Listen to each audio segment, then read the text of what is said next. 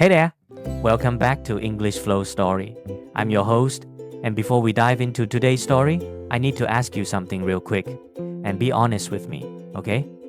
When was the last time you called your parents? Not texted, not sent a quick "I'm busy" message, but actually called and talked to them. Can't remember? Yeah, I thought so. Don't worry, I'm not here to make you feel guilty. Well, maybe just a little bit. But trust me, after today's story, you might want to pick up that phone. Today we're talking about something that hits different family betrayal and the kind of love that comes from the most unexpected places. This isn't your typical feel-good story. Actually, it's going to hurt a little. But sometimes we need stories that hurt, right? Because they wake us up. So grab your coffee, get comfortable, and let me tell you about Margaret Chen, a woman who lost everything because she trusted the one person she thought would never let her down. Margaret Chen was 72 years old when this story begins. She lived in a modest apartment in Vancouver, the kind of place where you could hear your neighbors through the walls, and the heating only worked when it felt like it. Her husband, William, had passed away 9 years ago. Heart attack. Sudden. One day, he was laughing at the dinner table. The next day, he was gone, just like that. And Margaret? Well, she'd been existing ever since. Not living, existing. She had one son. Just one. His name was David. And if you asked Margaret about him, her whole face would light up. My David? She'd say, he's doing so well. He moved to Toronto, got himself a big job at some tech company, married a lovely girl named Jessica. They have 2 beautiful children. What she wouldn't tell you, what she'd never admit even to herself, was that David barely called anymore, maybe once every 2 months if she was lucky. And those calls? They lasted maybe 5 minutes. Hey mom, just checking in. Yeah, everything's good here. Busy with work? The kids are great? Okay, gotta run. Love you. Bye. Every single time, Margaret would sit there holding the phone long after he'd hung up, trying to stretch out that 5-minute connection, trying to make it last a little longer. She'd tell herself he was just busy. Successful people are busy, right? That's what success looks like.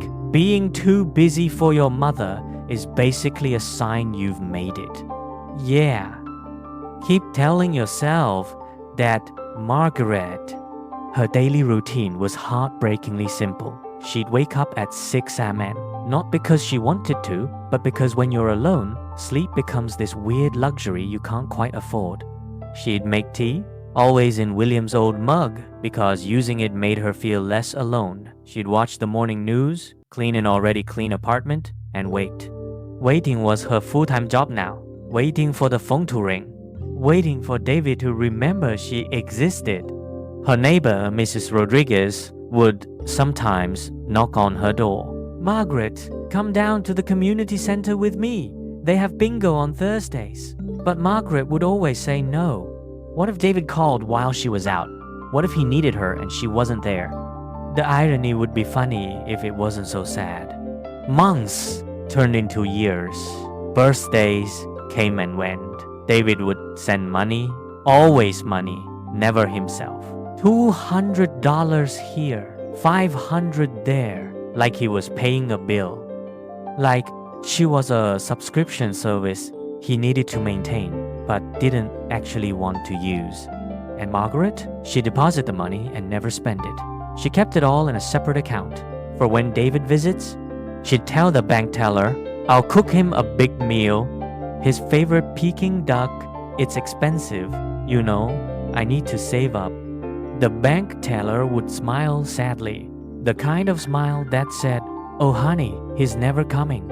But out loud, she'd just say, that's nice, Mrs. Chen. Then one day in December, cold, gray December, when Vancouver feels like it's forgotten what the sun looks like, Margaret's phone rang.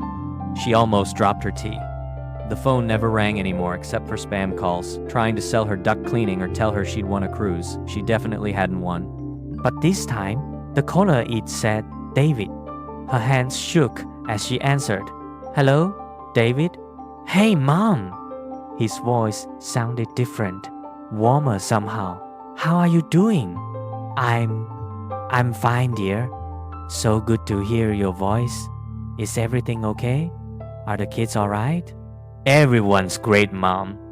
Actually, I'm calling because, well, Jessica and I have been talking, and we think it's time you came to live with us in Toronto. Margaret froze. The tea in her hand suddenly felt very heavy.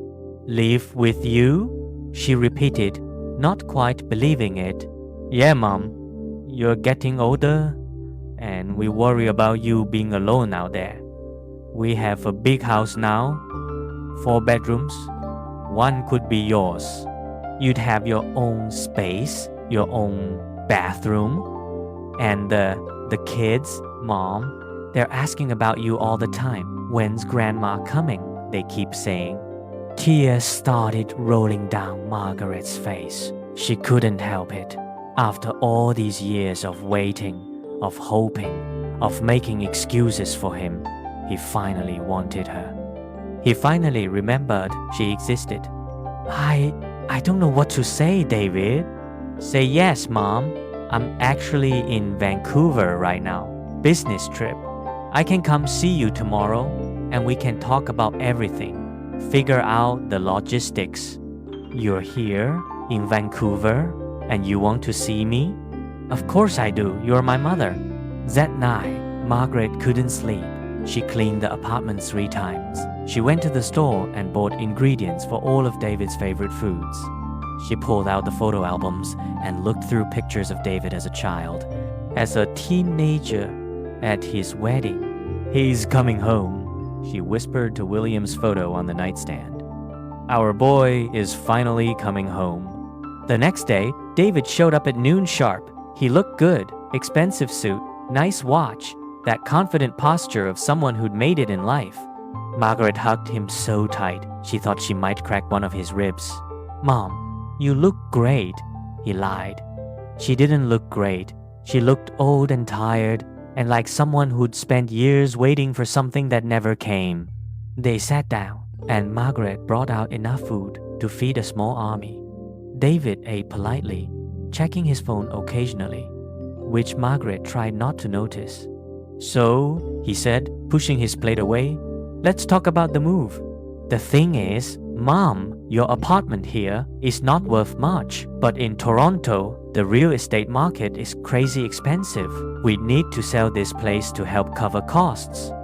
Oh, Margaret's smile faltered slightly. I suppose that makes sense. And the money that left you, the savings account, we should probably consolidate everything. Make it easier to manage. I can set up an account in Toronto, transfer everything there. That way, when you move, it's all sorted out. Something in Margaret's gut twisted. A small voice whispered, "This doesn't feel right," but she immediately silenced it. This was David, her son. He wouldn't. Okay, she heard herself saying. Whatever you think is best, dear. Over the next 2 weeks, everything moved fast. Too fast. David handled all the paperwork. Margaret signed where he told her to sign. The apartment went up for sale. Her bank accounts were transferred. David was very efficient about it all. We'll fly out on the 20th, he said. I already booked your ticket, one way to Toronto. Start of your new life, Mom. Margaret packed her entire life into 3 suitcases. 72 years condensed into 3 bags. She gave away most of her furniture to Mrs. Price. Rodriguez, who cried and hugged her. You sure about this, Margaret? Something feels off. He's my son, Margaret said simply, as if that explained everything, as if that made it okay. The morning of the 20th was cold and rainy. David picked her up in a rental car. They barely spoke on the drive to the airport. Margaret kept trying to start conversations. Tell me about the kids' school. What's the neighborhood like? Will I have my own key to the house? But David's answers were short, distracted. At the airport, he helped her with her bags, got her through check-in. They sat together in the waiting area. and Margaret held his hand like she used to when he was little, and they'd cross busy streets. "Mom," David said suddenly, "I need to run to the bathroom real quick before we board. You okay here?" "Of course, dear. I wait." He smiled, squeezed her hand, and walked away. Margaret sat there, watching people rush past. Families reuniting, couples saying goodbye, old women who looked just like her being pushed in wheelchairs by children who actually showed up. 15 minutes passed. The boarding announcement came on. Flight 247 to Toronto, now boarding at gate 12. Margaret looked around. "No, David. 20 minutes. This is the final boarding call for flight 247 to Toronto."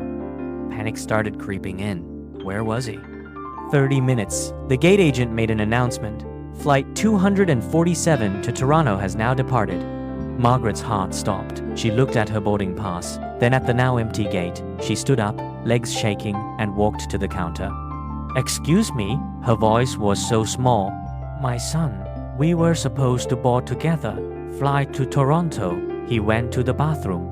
The agent looked at her with professional sympathy. "What's your son's name, ma'am?" David Chen." The agent typed on her computer. Her expression changed. "Ma'am, David Chen boarded that flight. He checked in with one passenger himself. He's on that plane." The world tilted. Margaret grabbed the counter to steady herself.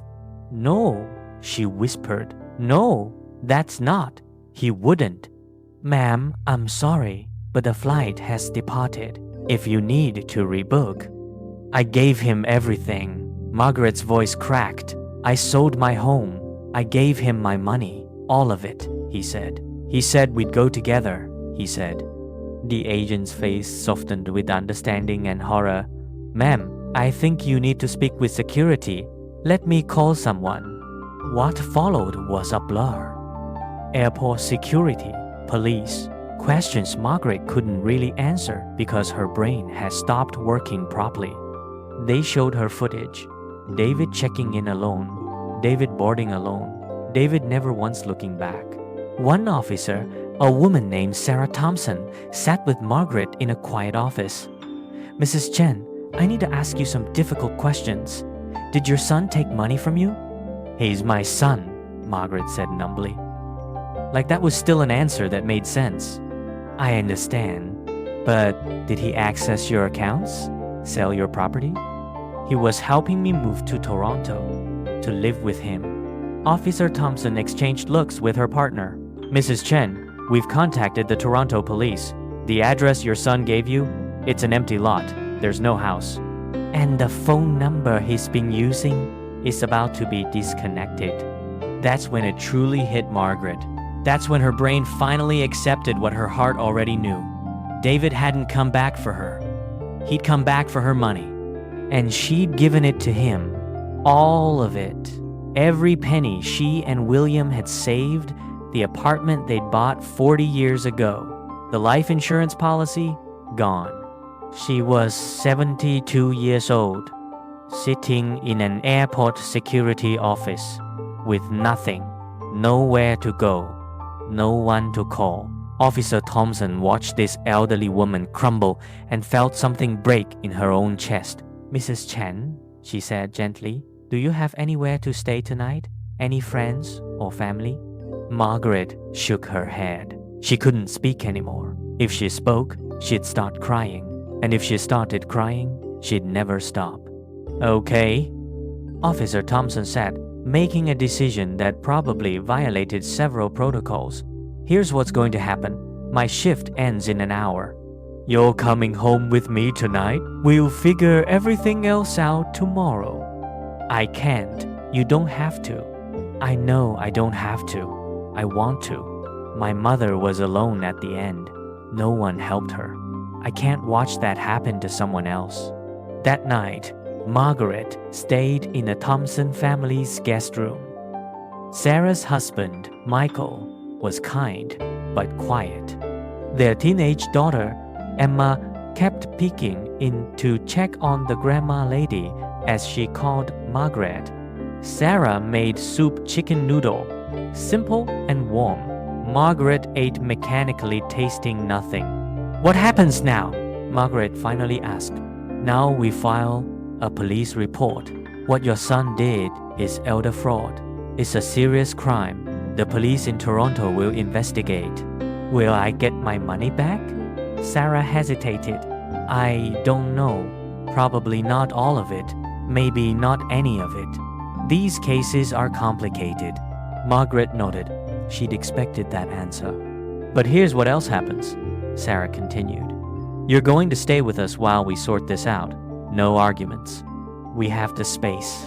And honestly, Emma's already gotten attached. She's been wanting a grandparent. Why are you doing this? You don't even know me. Sarah was quiet for a moment. My mom died alone in a care facility. I was too busy with work, with my own life. By the time I realized how bad things had gotten, it was too late. I live with that guilt every day. So maybe I'm not doing this for you. Maybe I'm doing this for her.